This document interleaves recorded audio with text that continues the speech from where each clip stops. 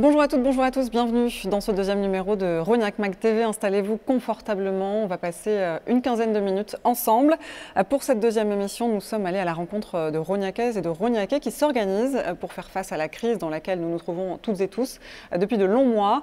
Mais avant d'en parler, je vous propose de revenir ensemble sur ces dernières semaines. Que s'est-il passé sur votre territoire? Nous allons le découvrir en images. Et on commence avec l'inauguration de la nouvelle gendarmerie de Rognac le vendredi 26 février dernier par le ministre de l'Intérieur, Gérald Darmanin, et Martine Vassal, présidente de la métropole Aix-Marseille, l'occasion de présenter la plaque nominative Arnaud Beltrame. Souvenez-vous, c'est cet officier supérieur de gendarmerie mort lors de l'attaque terroriste de Trèbes le 23 mars 2018. Tout cela en présence du préfet Christophe Mirmand, de la préfète de police Frédéric Camilleri, du général Ronan Le Floch et de madame le maire de Rognac, Sylvie Messéli-Houdet, dont je vous propose tout de suite d'entendre un extrait du discours. Un homme écrivait lors de la Grande Guerre, « Quand on a accepté de mourir, on est toujours prêt à le faire. Il est des responsabilités qu'on n'a pas le droit de rejeter. On peut mourir en paix lorsqu'on a derrière soi un passé de droiture, de conscience et de dévouement. Mesdames, Messieurs, les années passent, les combats changent, les fanatismes persistent, mais l'honneur des braves reste intact pour nous faire comprendre ce qui fait persévérer le juste. Je vous remercie. La date est connue et elle est célébrée le 8 mars. C'était la Journée internationale des droits des femmes. À cette occasion, la ville de Rognac a décidé de vous proposer deux expositions pour mettre la femme à l'honneur, les femmes même, à travers les époques, et deux expos donc. L'une bien réelle à découvrir au CAM, l'autre virtuelle, accessible en ligne uniquement. Donc, la visite était réservée aux 50 premiers inscrits le jour J, puis en libre service dès le lendemain. Si vous ne l'avez pas encore vu, sachez que vous avez jusqu'au 9 avril pour se faire rendez-vous sur le site internet www.ville-rognac.fr. On en vient maintenant au thème de cette émission. Comment les habitants de Rognac font face à la crise sanitaire? Nous sommes allés à la rencontre de plusieurs d'entre vous, je vous le disais, tout simplement parce qu'il y a un an jour pour jour, quasiment, la France vivait son premier confinement, un choc pour tous et davantage encore pour les professionnels qui ont dû s'adapter à de nouvelles modalités d'exercice de leur activité. Si le télétravail ou le travail à domicile a été encouragé par les autorités, certaines filières n'ont pas connu la crise et les restrictions qu'elle implique. C'est le cas à Rognac de Stéphane Mathieu, gérant de l'établissement du même nom, spécialisé dans les travaux d'installation d'eau et de gaz. À 51 ans, il a repris en 2007 l'entreprise familiale créée par son père Charles en 83. Aujourd'hui, il travaille avec ses deux fils, Florent 28 ans et Tom 18 ans. Et un an après le premier confinement, eh bien, le bilan est plutôt positif, même s'il a fallu logiquement s'adapter. En fait, il a fallu bien qu'on s'équipe au niveau des masques. On a acheté des gels hydroalcooliques, les gants. Et après, on a beaucoup travaillé chez des gens qui étaient absents en fait. On s'est débrouillé à faire partir les gens pendant qu'on travaillait pour éviter d'avoir un contact direct avec les gens. Peu de contraintes donc pour Stéphane Mathieu. Certains secteurs en revanche ont dû recourir à une organisation différente. Et dans cet état d'urgence sanitaire, nombre d'entreprises ont modifié leurs habitudes professionnelles et mis d'office leurs salariés en télétravail. La Rognacaise Frédéric Vautré, 44 ans, salarié de la CARSAT à Marseille, s'est retrouvée dans cette situation. Une entreprise qui connaît le domaine de la prévention des risques professionnels puisqu'elle organise et conseille entre autres les employeurs sur la santé et la sécurité au travail. La CARSAT a justement mis en place un accord élargi de télétravail adapté aux contraintes Covid-19, une aubaine pour cette Rognacaise qui reconnaît a priori dans cette mesure une réelle avancée pour les conditions d'exercice de son activité. On l'écoute. Si je suis favorable au télétravail de manière générale, ce serait un télétravail aménagé sur 2-3 jours maximum.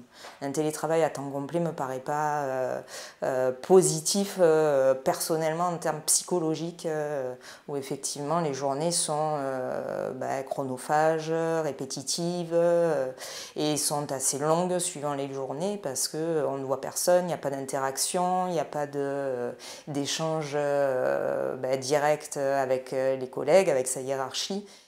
Alors justement, le tout télétravail est-il sans conséquences? Quid du manque d'interaction sociale évoqué par Frédéric Vautret, du sentiment d'isolement aussi, des nouvelles habitudes qui peuvent également avoir un impact sur la santé, mauvaise posture, absence de pause, chaises inadaptées.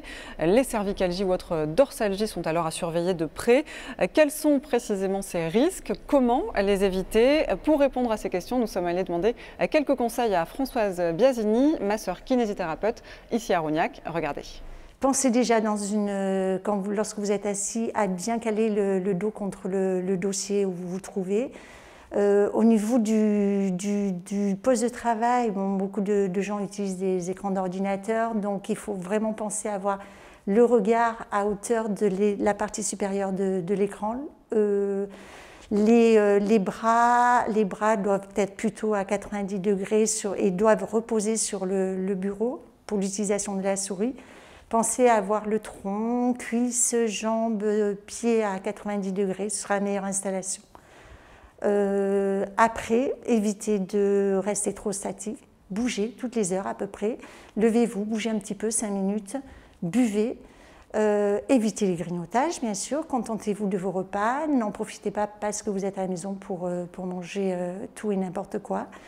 Voilà, ce sont déjà les règles de base. Si vous respectez ces règles-là, ça permettra d'avoir une meilleure hygiène de vie au niveau de votre statique, de pas avoir de douleur suite à vos conditions de télétravail. Les entreprises ont dû s'adapter, donc on l'aura compris, les associations aussi, et ce pour garantir la continuité de leur mission. Et il le fallait puisque la misère et l'aide alimentaire ne pouvaient attendre. Comment les Restos du Cœur précisément ont fait face durant cette période inédite? Comment les bénévoles se sont mobilisés et ont continué à apporter leur aide précieuse aux personnes dans le besoin? Je vous propose de découvrir l'entretien que nous a accordé il y a quelques jours Monique Sérène, responsable des Restos du Cœur à Rognac.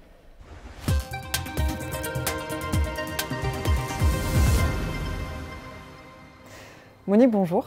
Bonjour. Merci de nous accueillir. On va parler ensemble de votre action depuis un an face à la crise sanitaire que nous subissons tous et davantage encore ceux qui sont dans le besoin et à qui vous venez en aide. Mais d'abord, je vous propose de découvrir ce reportage tourné par nos équipes aux côtés de vos bénévoles. Regardez. Rognac est animé par un réseau d'acteurs impliqués dans l'action solidaire. Forte d'un tissu associatif dynamique sur le territoire, les volontaires restent très engagés pour donner de leur temps en dépit de la crise sanitaire. Les Restaurants du Cœur, notamment, ont pu compter sur la mobilisation de tous les bénévoles afin de maintenir l'assistance alimentaire aux familles démunies. Une distribution de denrées qui a nécessité toutefois quelques adaptations dans l'organisation avec des règles d'hygiène qui prennent en compte les risques de la Covid-19. On essaie de ne pas dépasser le nombre conseillé, c'est-à-dire que si vous voulez, ça limite quand même le nombre de personnes à faire rentrer à la fois. Et parce que la chaîne solidaire ne saurait vivre sans le don, les Restos du Cœur viennent d'organiser sur un week-end leur collecte alimentaire à la sortie des magasins, invitant ainsi la population à l'indispensable générosité dont ils ont besoin. Mais c'est vraiment exceptionnel quand on voit dans les magasins qu'il y a en permanence 4, 5, 6 bénévoles qui sont présents pour faire le job. C'est vraiment super. Ben, c'est tout à fait normal, naturel, d'aider ceux qui ont moins de chance que nous. C'est un acte de générosité. J'ai la chance, moi, d'avoir ce qui m'est nécessaire et je dis que c'est un minimum que je peux faire. Tout le temps, il faut être solidaire, mais en plus, oui, avec le Covid, c'est encore plus important.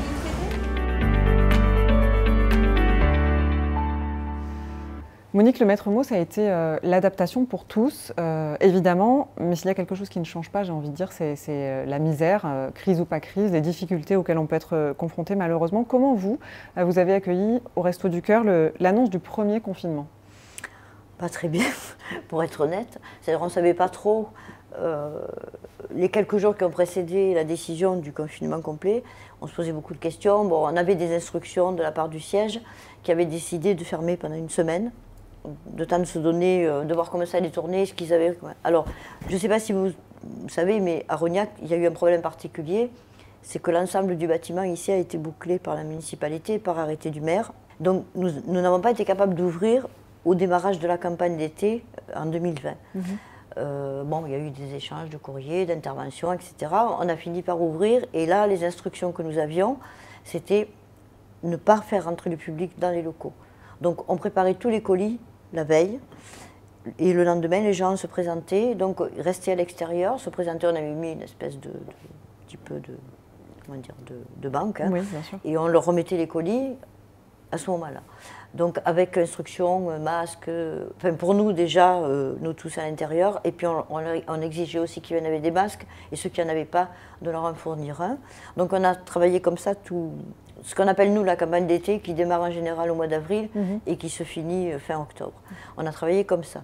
Ensuite, on nous a demandé d'essayer de reprendre ce qu'on appelle la distribution accompagnée, c'est-à-dire que les familles pénètrent dans les locaux, on les accompagne, on leur fait choisir certains produits quand c'est possible. Ça nous permet de parler avec eux, parce que c'est vrai que pendant cette période de cette campagne d'été, on a été coupés des familles un petit peu. On les voyait, bonjour, au revoir, c'est tout, quoi. On n'avait plus cet échange, ils ne pouvaient plus nous faire part de leurs problèmes, parce que l'aide qu'on leur peut leur apporter va bien au-delà de l'aide alimentaire. Hein. C'est-à-dire qu'il y a une aide où on peut les aider pour acquérir des droits, pour remplir des dossiers, voilà. Donc tout ça, c'était... et on n'avait plus l'actualité de leur propre vie, parce que quand ils se créent certains liens, ils se confient, ils vous expliquent certaines choses. Et donc là, c'était rompu. Donc on a décidé effectivement qu'on allait recommencer. Et puis l'hiver, on ne pouvait pas laisser les gens dehors non plus. Alors, l'avantage qu'on a ici, c'est qu'on a le hall du bâtiment ici, qui nous permettait de faire rentrer les gens, les faire patienter. Et on ne reçoit que 3 personnes à la fois. C'est-à-dire il y a les bénévoles, plus 3 personnes qui représentent 3 familles. Et à l'intérieur du hall, pas plus de 4 personnes. Et toujours pareil, les masques, le lavage des mains.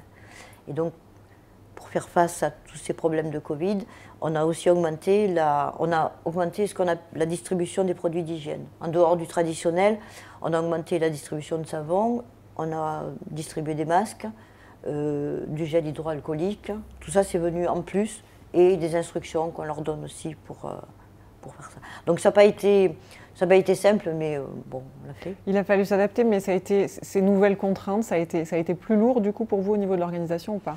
Un petit peu. Oui. Un petit peu. Au-delà du lien qui a été rompu, mais que vous avez pu rétablir. Oui, là maintenant ça va. On a repris un peu des liens. C'était le principal. Après, bon, les problèmes qui soient de tous ordres, on s'en accommode, quoi.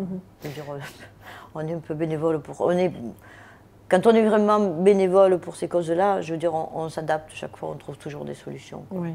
Et est-ce que vous avez constaté un repli de la solidarité ou pas? Parce que les associations comme la vôtre, elles vivent véritablement de ça, de la solidarité et de la générosité des gens. Non, au contraire. Au contraire. On a vu des gens venir nous porter des choses, nous appeler pour nous dire « je voudrais vous faire don de quelque chose, qu'est-ce qui vous intéresse ?» On a eu le Forum des jeunes de Berre, qui tous les ans, d'habitude, au mois de novembre, organise un concert. C'est le concert des profs.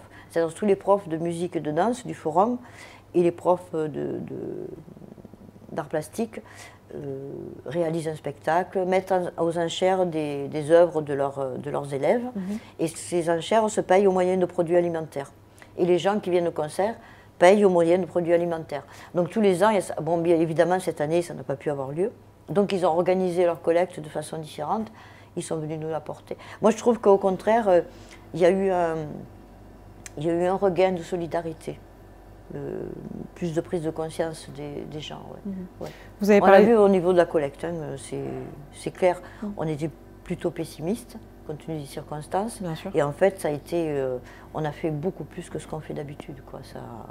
Ouais. Alors justement, vous avez parlé tout à l'heure de la campagne d'hiver 2020, la campagne d'hiver 2021 se termine. Elle se termine. Quel bilan en faites-vous aujourd'hui? Écoutez, elle a été...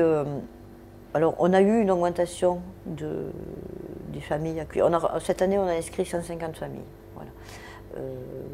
Alors, c'est pas une croissance énorme parce que je crois que, comme ça, hein, de mémoire, je veux dire que les chiffres de la campagne d'hiver précédente étaient aux alentours de 142, 143. Donc on n'a pas eu un flot. Mais cette augmentation de la précarité, elle est complètement inégale en France. et dans chaque département. C'est-à-dire qu'il y a des quartiers, il y a des communes qui sont plus touchées, il y a des zones en France qui sont plus touchées, et il y en a d'autres un petit peu moins. Alors nous, on va dire qu'on a senti cette augmentation, mais pas de façon virulente, quoi, hein. Mais on a eu un petit peu plus de monde. Et parlez-nous de la campagne d'été alors qui débute à la fin du mois de mars. Voilà, alors ça y est, là aujourd'hui on a fait notre dernière distribution d'hiver, donc on a 2 semaines de fermeture, puisque la semaine prochaine on fait toutes les inscriptions pour la campagne d'été. Ensuite on a une semaine théoriquement de repos, mais qui n'en sera pas, puisqu'il faut qu'on prépare tout pour la reprise. Et la dernière semaine du mois de mars, on démarre ce qu'on appelle la campagne d'été, où on reçoit, enfin, théoriquement, c'est toujours théorique, hein, moins de familles que l'hiver, parce que les barèmes sont plus bas. Donc on a moins de familles inscrites. Et là, bien sûr, c'est la collecte qui nous alimente énormément pour la campagne d'été. Comment justement est-ce que les gens dans le besoin peuvent faire pour bénéficier de l'aide des Restos du Cœur? Quelle est la marche à suivre, Monique? Alors, on pratique ce qu'on appelle un accueil inconditionnel, c'est-à-dire c'est pas la peine de venir, c'est pas indispensable de venir avec une lettre d'une assistante sociale, d'un CCAS, de quoi que ce soit. Vous passez la porte, on discute. Ensuite, nous, il y a des critères d'admission, de création de dossier. Si ces critères-là, vous les remplissez, vous pouvez être inscrit et vous bénéficiez de l'aide alimentaire. Mais si vous n'êtes pas éligible à l'aide alimentaire, rien n'empêche que vous veniez nous voir, que vous puissiez utiliser le poste informatique qui est un libre service ici, que vous puissiez utiliser nos services pour vous aider à résoudre certains problèmes, remplir des papiers, avoir des conseils, emprunter des bouquins, venir discuter, voilà. L'aide alimentaire est une chose, hein, c'est vraiment important pour certaines familles, mais je pense qu'il y a aussi une grande misère de solitude pour certaines personnes. Et d'isolement aussi Et d'isolement, oui. Et on est un peu là aussi pour ça. Alors de l'autre côté, comment faire pour venir vous prêter main forte, Monique? Quels sont les besoins des restos? Et là encore, est-ce qu'il y a une marche à suivre si on veut aider tout simplement?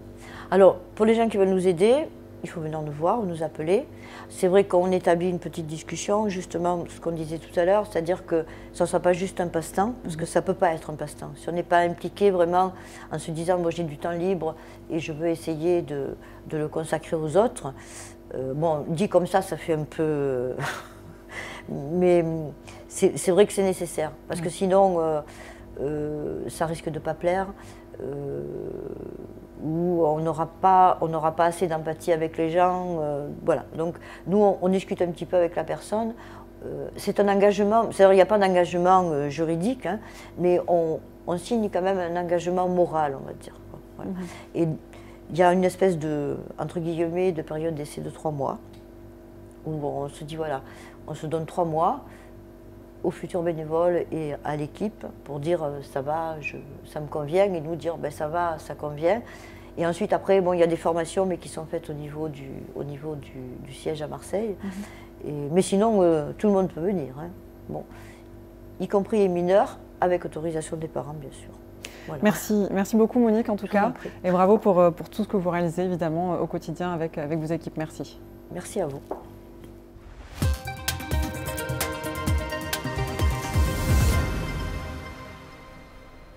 Voilà pour cet entretien réalisé il y a quelques jours au local des Restaurants du Cœur situé boulevard Jean Jaurès au sein de l'espace Solidarité. C'est la fin de cette émission. Merci encore une fois de nous avoir suivis. On se retrouve le mois prochain avec un nouveau thème. D'ici là, prenez soin de vous. Très belle soirée à toutes et à tous.